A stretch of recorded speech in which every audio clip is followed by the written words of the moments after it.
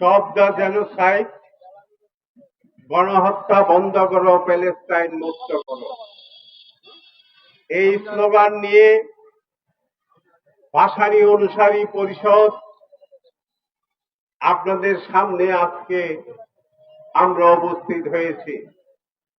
সংগ্রামী বন্ধুগণ, আপনারা জানেন 1948 সাল থেকে অদ্যাবধি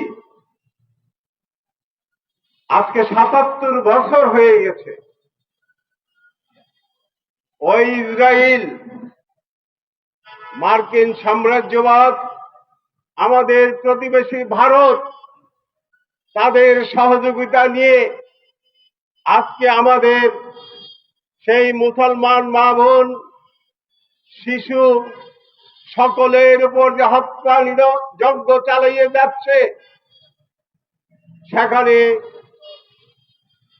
সারা বিশ্বের মানুষ প্রতিবার মুখর হলেও ওই সাম্রাজ্যবাদ, মার্কিন সাম্রাজ্যবাদ, ওই ভারতীয় নতুন সাম্রাজ্যবাদ, ভারতীয় সাম্রাজ্যবাদ, তারা তাদের প্রতিহিংসা থেকে মুসলমান জাতিকে নৃশংসভাবে ধ্বংস করার জন্য আজকে তারা সারা বিশ্বে মুসলমানদের উপর নিপীড়ন নির্যাতন চালিয়ে যাচ্ছে। আপনারা দেখছেন এই ভারতের উত্তর প্রদেশে মুসলমানদেরকে নামাজ পড়তে যাইতে দেওয়া হয় না।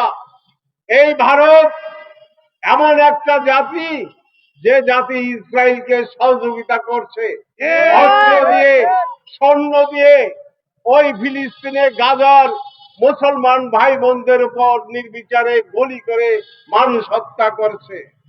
কিছুক্ষণ আগে আমাদের যুগ্ম আহ্বায়ক রণ সাহেব বলেছেন, ঈদের দিনের জামাতের উপর তারা গুলি চালিয়েছে নামাজ আদায় করা অবস্থায়।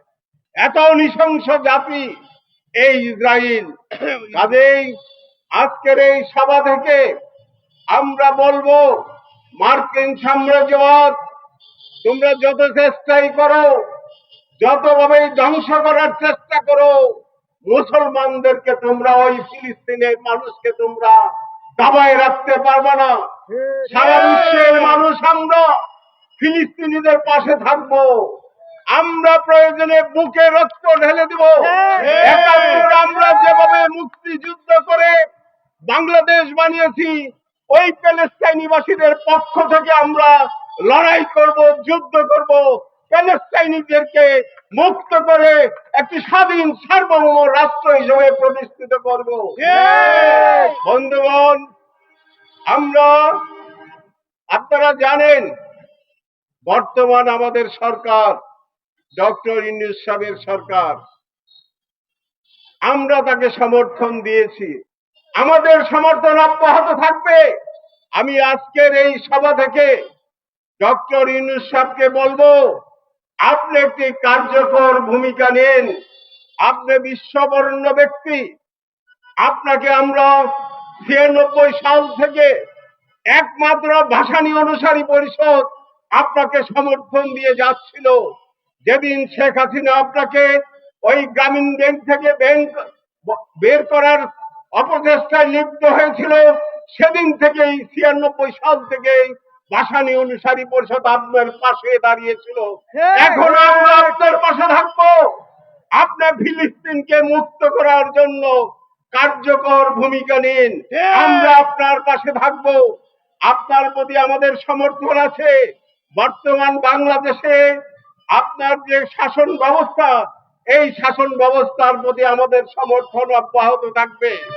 কিন্তু আপনার এই সমর্থনকে কাজে লাগিয়ে আর কেউ যেন গোলা পানিতে মাছ শিকার করতে না পারে।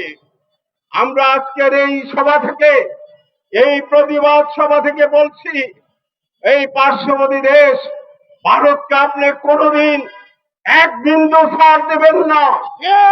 যদি এই পার্শ্ববর্তী দেশ ভারতকে, আমরা জানি আমাদের নেতা মৌলানা ভাসানী উনি বলেছে, যারা যতদিন ভারতকে এই দেশের শত্রু হিসাবে চিনতে পারবে না, ওই জাতি ততদিন পিছিয়ে থাকবে। তাই আমরা জানি এ কত নিকৃষ্ট জাতি এই ইসরায়েল। এই ইসরায়েলকে কে সমর্থন দিচ্ছে? ইন্ডিয়া। এই ভারত এবং আমেরিকা। আজকে দেখেন আমেরিকার ভিসা নিয়ে যেও ওই আমেরিকার কোর্টে যদি মোবাইল চেক করে দেখে আমেরিকার বিরুদ্ধে কথা বলেছেন, আপনাকে এয়ারপোর্ট থেকে বিদায় করে দিবে। তাহলে আমরা কেন এই ইসরায়েলি পণ্য বর্জন করতে পারবো না? কেন কোকা-কোলা ফান্টা আমরা বর্জন করতে পারবো না? কেন বাটার জুতো আমরা বর্জন করতে পারবো না?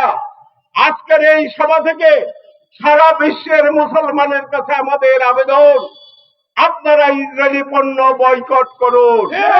এই দেশের মানুষ আমরা ইসরায়েলি পণ্য বয়কট করব, কিন্তু আমরা কোনো ভাঙচুরের মধ্যে যাব না, বিশৃঙ্খলার মধ্যে ভাসানী অনুসারী পরিষদ যাবে না। কিন্তু ইসরায়েলি পণ্য আপনারা বর্জন করুন। আপনারা একটা 7 আপ খেয়ে যে পয়সা দিয়ে ইসরায়েলকে সহায়তা করবেন, ওই সহায়তা নিয়ে তারা আমেরিকা থেকে অস্ত্র কিনে আমাদের মা বোনদের, ফিলিস্তিনি মা বোনদের উপর অত্যাচার চালাচ্ছে, গুলি করে মানুষ হত্যা করছে, গুলি করে শিশু হত্যা করছে। তাই আমি আপনাদেরকে অনুরোধ করব, ইসরায়েলি পণ্য বয়কট করুন, বাটার জুতা কেনা বন্ধ করুন, কোক, ফান্টা, 7 আপ যত ইসরায়েলি পণ্য আছে আপনারা বর্জন করুন। অন্য পানীয় আপনারা যদি খাওয়ার দরকার পড়ে খাবেন, তবু এদেরকে সহায়তা করবেন না, ভারতকে সহায়তা করবেন না। আমি এই বলে আজকের এই সভা থেকে আবারও আমরা ডক্টর ইউনূস সাহেবের সাফল্যকে ধরে রাখার জন্য, আমরা তার সাফল্যকে ধরে রেখে বাংলাদেশ একটি সুখী সমৃদ্ধশালী বাংলাদেশ হবে, মৌলানা ভাসানীর আদর্শের বাংলাদেশ হবে, মৌলানা ভাসানীর চেতনার বাংলাদেশ হবে, এই আশাবাদ ব্যক্ত করে আমি আমার বক্তব্য শেষ করছি।